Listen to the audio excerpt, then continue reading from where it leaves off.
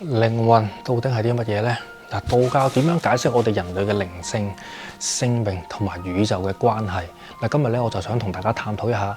如果中意我頻道嘅話，記得訂閱我頻道，再撳埋鬧鐘，咁我哋更新嘅時候，你哋一陣知道。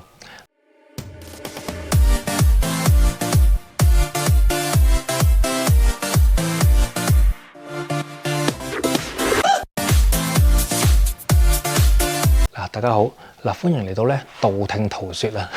喺呢個影片開始之前咧，我想請大家帶住一個問題先：如果靈魂真係存在，佢到底點樣影響我哋嘅人生同埋修行呢？嗱，一齊嚟探索呢個答案。喺道教嘅角度，靈魂咧就唔只係一種抽象嘅概念，而係一個宇宙嘅縮影。嗱，《太一金華宗旨》裏面就提到，靈魂係一靈真性，佢係落入凡間之後，分為兩部分。魂同埋魄。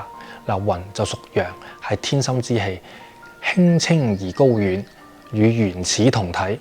魄就屬陰，陰係屬於混濁之氣，附住喺肉體，推動感官同埋慾望。喺《文始真經》有言：宇者道也，一物即道，萬物亦道。靈魂本質係道嘅體現，牽動住生命嘅生滅。再睇翻《莊子齊物論》。生之所未賜，有物混成，惟道惟存。靈魂即係呢一種由道而嚟嘅混成之物，無始無終，永存天地之間。道教認為魂魄嘅分工體驗咗陰陽之道，魂主要係連接天道，負責精神層面嘅提升，例如創意同埋智慧。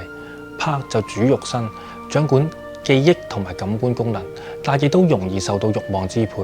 喺《南華真經》裏面。智人無己，神人無功，聖人無名。嗱，呢句話咧就講明咗魂魄合一係修道者嘅最高境界。魂魄係唔應該分離嘅，唯有統一嗱先可以突破呢個凡俗局限，成就真人。喺《太平經》裏面指出，陰陽失和則形病而魂散，氣和則神存，魄穩則命延。嗱，呢度提醒我哋，魂魄調和係健康長壽嘅基礎。我哋嘅三魂七魄有唔同嘅作用，天魂掌管咗精神同埋覺悟，連接咗天道；地魂負責形體同埋氣血嘅運行；命魂就提供咗生命嘅生機，推動咗肉體嘅活動。七魄係對應肉體嘅七個主要感官：視、聽、嗅、味、觸、語言同埋動作。嗱，七魄過旺會導致慾望氾濫，損害咗靈魂嘅純正。《黃庭經》裏面就提到。練魄化魂係修煉嘅核心技術，透過靜坐、呼吸嘅調控，將沉濁嘅魄轉化為輕清嘅魂，提升靈性。清靜經亦都有提醒我哋，不染萬物，回歸真常。當七魄唔再受呢個慾望牽引，三魂先可以真正歸位。道德經亦都有句金句：人法地，地法天，天法道，道法自然。靈魂唔係孤立嘅存在，而係宇宙氣場中嘅一部分，運行於天地間。先公靈寶經記載，修心練性者可化煩惱為光明，遊於三界之外。當修行者明白到靈魂係道嘅化身，佢哋可以超越世俗嘅煩惱，進入更高嘅境界。道教仲有一個著名嘅比喻：魂如白雲，魄如流水。魂依賴住水嘅滋養，水則需要魂嘅庇佑，兩者缺一不可。喺快節奏嘅現代社會，我哋往往忽略咗靈魂嘅需要，但係道家就提醒咗我哋生活中嘅靜，例如每日嘅冥想、做善事，都可以滋養呢個靈魂。修煉並唔係一個逃避，而係一種重新發現自己內在力量嘅過程。引用《太上感應篇》：積善之家必有餘慶，積惡之家必有餘殃。嗱，呢一句經文咧就警告我哋。行善積德係清淨靈魂嘅關鍵方法。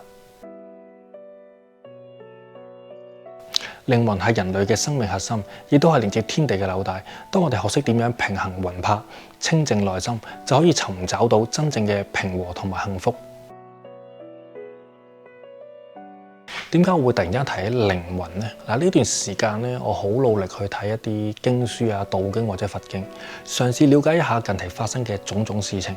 慢慢咧，我開始明白到，咁多位朋友啊，其實魂魄係啲咩啊？我哋咧真係可以用文字同埋理論去講清楚咩？其實係唔可以。你有冇試過咧喺夜闌人靜嘅時候，一個人聽住遠處嘅風聲，忽然覺得有一種好熟悉嘅感覺湧上心頭，或者喺生命最艱難嘅時刻，有一種無形嘅力量去支撐住你，令到你一步一步行過嚟。嗱，呢啲就係魂魄嘅吶喊，係我哋內在嘅聲音。魂係你向上追尋嘅希望，魄係你喺大地上嘅根。佢哋唔係分開，而係手牽手伴隨住你一生。當你失落，魂提醒你抬頭望星空；當你迷茫，魄會輕輕叫你呢個感受腳下嘅土地。嗱，佢哋咧就係咁簡單，但係又係咁複雜。一個係你嘅翅膀帶你飛，一個係你嘅重量令你穩。道教教我哋天地萬物本係一氣所生，你嘅魂係宇宙之間嘅一縷光，你嘅魄喺大地上面嘅一片土，融合咗天地嘅恩賜，而我哋嘅存在亦都係無限嘅奇蹟。所以無論你係開心定係痛苦，記住聽住你嘅魂魄嘅聲音，佢哋會陪你行過每一段路，直到你攞返屬於你嘅答案。